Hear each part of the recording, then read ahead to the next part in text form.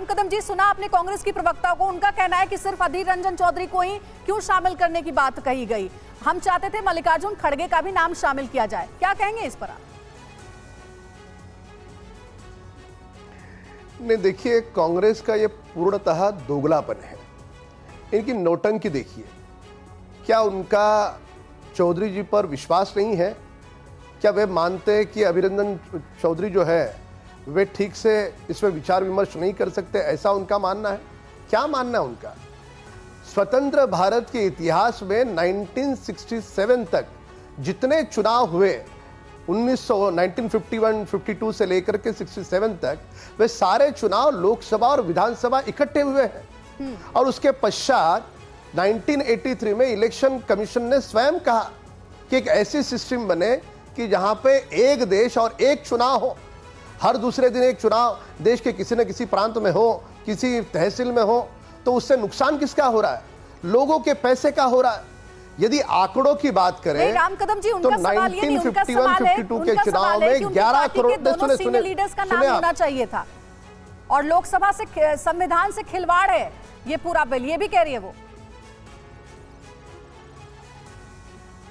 क्या मूल विचार को भी विरोध करती है? ये देश में एक ही बार चुनाव हो, सारे चुनाव एक साथ हो, देश का करोड़ रुपया बचे। जो 2014 में 30,000 करोड़ रुपया खर्च आया था लोकसभा के चुनाव को, वही खर्च 2019 में 60,000 करोड़ आया है। क्या ये अगर पैसा बचता है कि इसमें मल्लिकार्जुन खड़गे को शामिल क्यों नहीं किया गया, ये पूछा है उन्होंने, इस पर आप क्या कहेंगे? ये अगर इस सारे कमेटी को अगर देखो आप, तो देश के पूर्व राष्ट्रपति की अध्यक्षता में कमेटी है। अब वे किसी दल के नहीं होते। अन्य भी लोगों की अगर सूची अगर देखो तो वे सारे इसके अंदर अपना योगदान दे सकते हैं, ऐसे लोग हैं। और यदि खड़गे जी है, कांग्रेस दल है, उनको अपने कोई सुझाव देने हैं तो चौधरी के थ्रू, राम कदम जी, अब ये कंफ्यूजन जरा दूर कर देते हैं। मना किया जो उनको? बहस छिड़ी है, ये कंफ्यूजन दूर करना जरूरी है मीडिया के सामने। जी ठीक है राम कदम जी, क्योंकि हमारे साथ संविधान विशेषज्ञ खुद भी पैनल में जुड़े हुए हैं, मीडिया के सामने नौटंकी करना, उनसे सवाल कर लेते हैं, फिर लौटेंगे आपके पास, उनसे सवाल कर लेते हैं। जस्टिस ज़कीउल्लाह खान साहब हमारे साथ हैं। खान साहब, क्या ऐसा कोई नियम है कि अगर एक देश एक चुनाव के मसले पर एक कमेटी बनाई गई है, तो जैसा कांग्रेस का कहना है कि लोकसभा और राज्यसभा दोनों ही सदनों के उनके विपक्षी नेता को इस कमेटी में शामिल किया जाना चाहिए और उसके बाद ही इस पर आगे विचार किया जाएगा, ऐसा कोई नियम है क्या? ऐसा है कि हम लोग प्रजातांत्रिक गणराज्य में रह रहे हैं।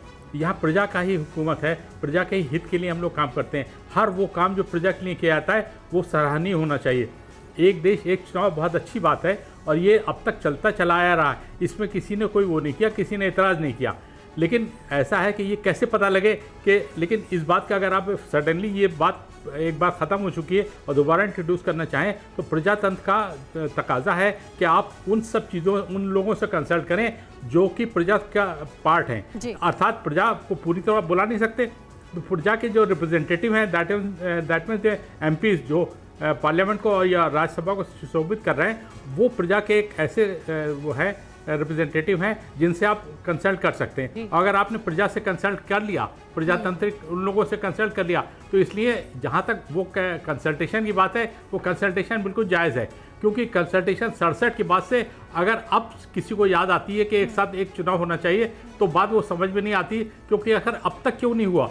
ये बात सही है कि प्रजातंत्र अगर एक इलेक्शन हो और एक चुनाव वो पूरा हो, सबका हो, असेंबली पार्लियामेंट का, तो उसमें प्रजा का फ़ायदा है, प्रजा का पैसा बचेगा। ये सब हमारा ही पैसा जो है ये लोग पॉलिटिकल पार्टी से खर्च कर रहे हैं और पॉलिटिकल पार्टी इधर उधर बिखेर रहे हैं। ये प्रजा का पैसा है और प्रजा का पैसा संचित होना चाहिए, और उसको संचय करने के लिए एक चुनाव एक बात बहुत आसान है। लेकिन ये कैसे हो इस समय, जबकि ऐसा परिस्थितियाँ आ गई हैं, तो सब मतलब संसदीय प्रणाली के थ्रू होना चाहिए। जब संसदीय जितने रिप्रेजेंटेटिव हैं उनसे आप बात करिए, उनको बुलाइए, उनको कन्विंस करिए और कर लीजिए। और ये बहुत ज़रूरी है, होना चाहिए।